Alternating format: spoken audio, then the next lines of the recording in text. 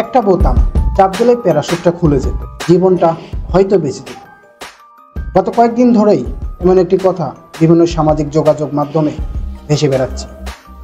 হ্যাঁ দর্শক, আমি বলতে চাচ্ছি সোমবার 21শে জুলাই দুপুরে রাজধানীর উত্তরায় মাইলস্টোন স্কুল অ্যান্ড কলেজের একটি ভবনে বিমান বাহিনীর একটি প্রশিক্ষণ বিমান বিধ্বস্ত হয়। এই প্রশিক্ষণ বিমানটিতে পাইলট হিসেবে দায়িত্বে ছিলেন ফ্লাইট লেফটেন্যান্ট মোহাম্মদ তৌকির ইসলাম।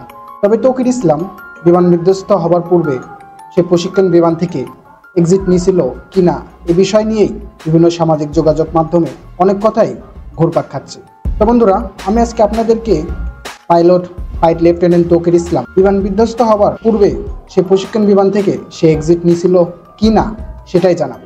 আসল ঘটনা হচ্ছে, ফ্লাইট লেফটেন্যান্ট তৌকির ইসলাম বিমান বিধ্বস্ত হওয়ার কিছু সময় পূর্বেই সে প্রশিক্ষণ বিমান থেকে সে এক্সিট নিয়েছিল এবং মাইলস্টোন স্কুলের একটি ভবনের উপরে গিয়ে ফ্লাইট লেফটেন্যান্ট তৌকির ইসলাম আশ্রয় পড়ে। কিন্তু এই বিষয়টি নিয়ে কিছু গণমাধ্যম এবং সামাজিক যোগাযোগ মাধ্যমে অনেক খবরই ছড়িয়েছে, তবে সব খবরই পরে ভুয়া বলে প্রমাণিত হয়